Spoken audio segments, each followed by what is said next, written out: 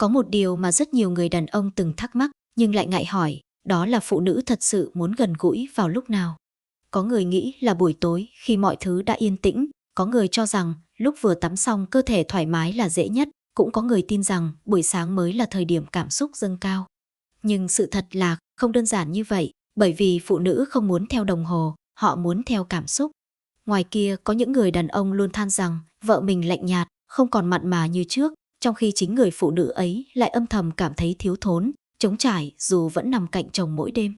Không phải họ không có nhu cầu, mà là họ không muốn vào những lúc người đàn ông chọn, không muốn trong những khoảnh khắc mà cảm xúc của họ chưa được chạm tới. Cuộc sống hôn nhân càng bận rộn, áp lực càng nhiều thì khoảng cách vô hình giữa hai người càng lớn. Người đàn ông chờ đúng thời điểm mình thuận tiện, còn người phụ nữ lại chờ đúng cảm xúc của trái tim. Và rồi cả hai cứ thế lướt qua nhau mà không ai thật sự hiểu ai. Đó có thể là buổi tối khi mọi lo toan đã tạm gác lại, là lúc vừa tắm xong khi cơ thể thư giãn và tâm trí nhẹ nhàng, hay là buổi sáng khi vừa thức dậy với một trạng thái mềm mại, ít phòng bị nhất. Nhưng điều quan trọng hơn, tất cả những khung giờ ấy chính là cách bạn khiến họ cảm thấy thế nào trong những khoảnh khắc đó. Vì khi một người phụ nữ cảm thấy được quan tâm, được lắng nghe, được trân trọng, thì bất kỳ thời điểm nào cũng có thể trở thành khoảnh khắc họ muốn được gần bạn. Còn nếu cảm xúc không có, thì dù đúng lúc, đúng thời điểm, mọi thứ cũng chỉ là khoảng cách mà thôi. Và trong video này, chúng ta sẽ cùng nhau đi sâu vào những thời điểm rất thực tế ấy, để hiểu rằng không phải phụ nữ khó, mà là chúng ta chưa chạm đúng nơi trong lòng họ. Thời điểm thứ nhất là buổi sáng khi vừa thức dậy, một khoảng thời gian mà rất nhiều người đàn ông thường bỏ qua, hoặc đơn giản là không nghĩ rằng nó lại quan trọng đến vậy. Sau một giấc ngủ dài, cơ thể người phụ nữ được nghỉ ngơi, tâm trí cũng trở nên nhẹ nhàng hơn, không còn những căng thẳng, lo toan của ngày hôm trước. Đó là lúc họ ở trạng thái tự nhiên nhất, mềm mại nhất và cũng ít phòng bị nhất. Không còn lớp vỏ mạnh mẽ mà họ phải mang suốt cả ngày.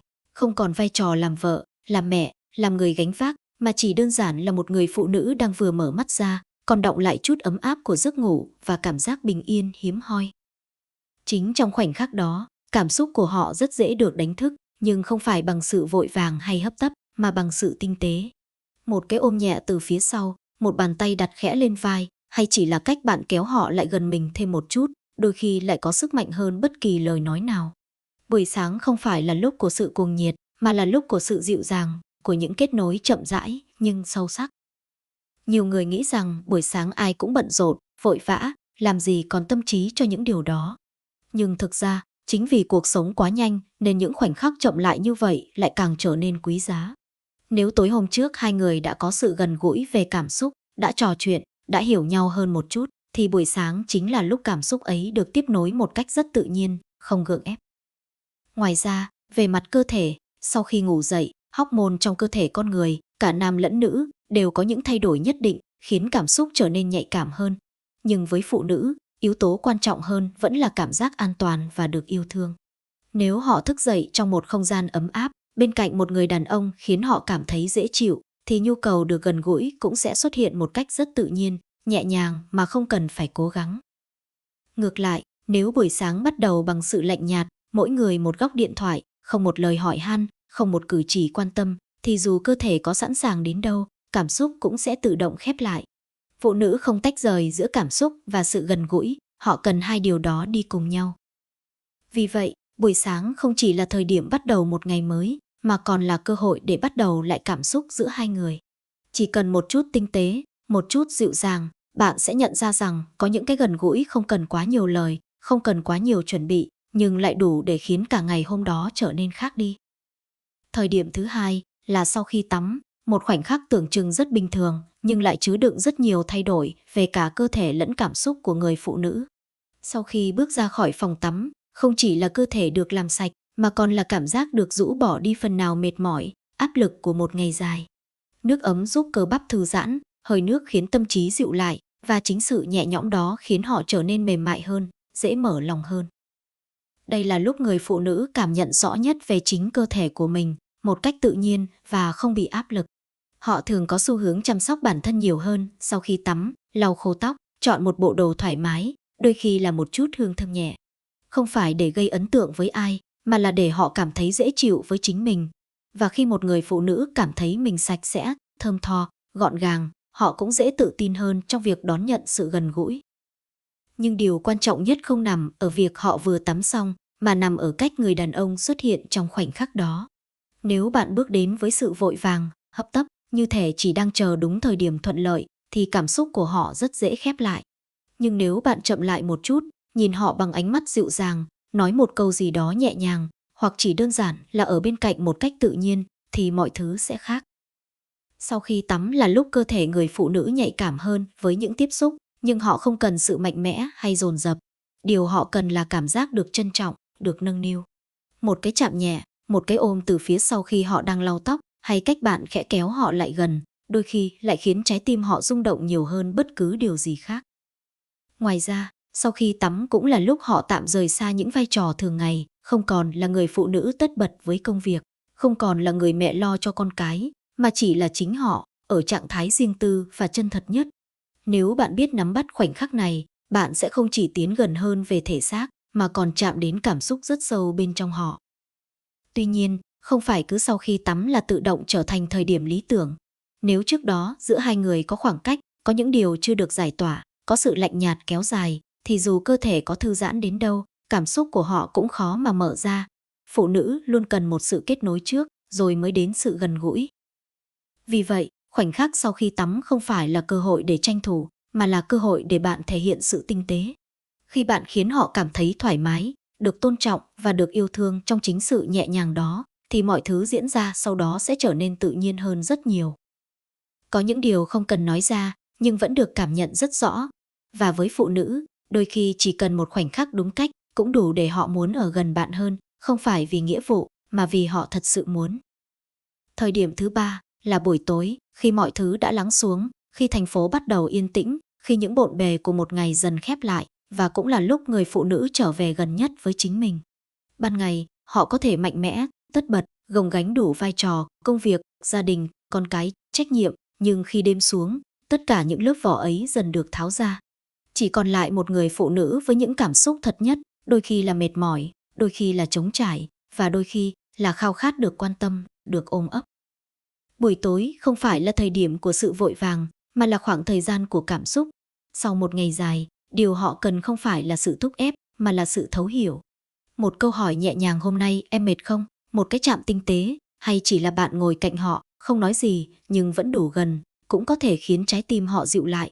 Và khi cảm xúc dịu lại, họ dễ mở lòng hơn, dễ đón nhận sự gần gũi hơn.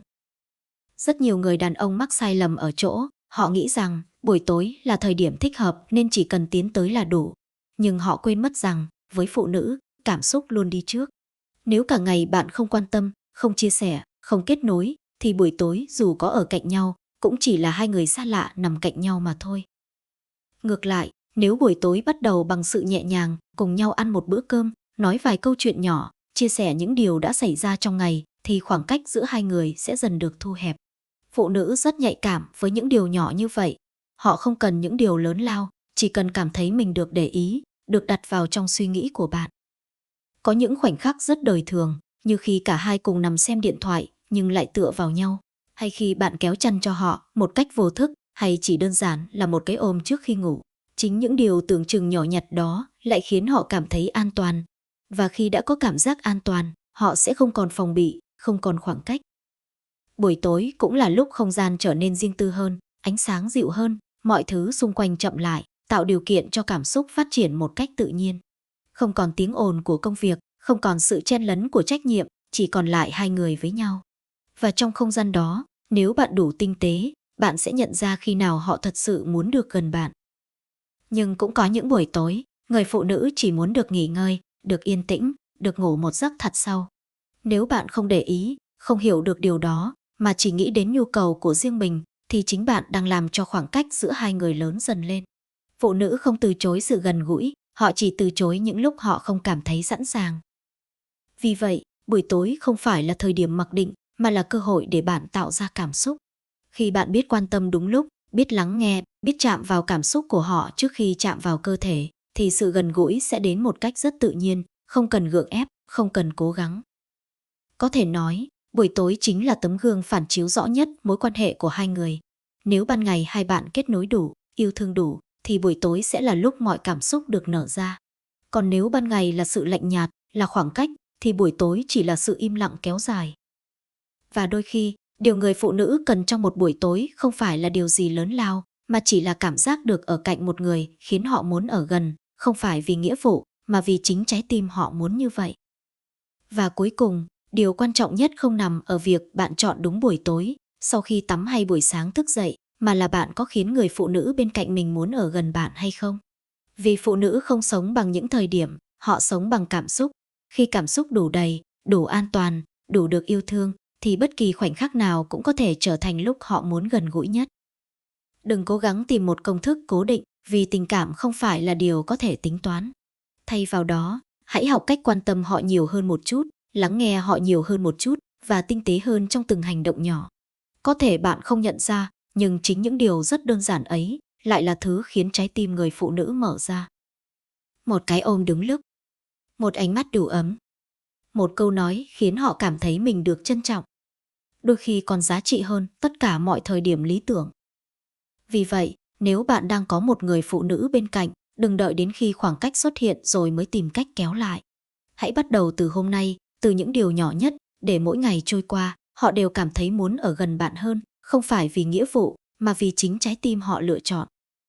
Nếu bạn thấy video này chạm đến suy nghĩ của mình, hãy nhấn thích và đăng ký kênh để không bỏ lỡ những nội dung sâu sắc hơn về tình yêu và hôn nhân.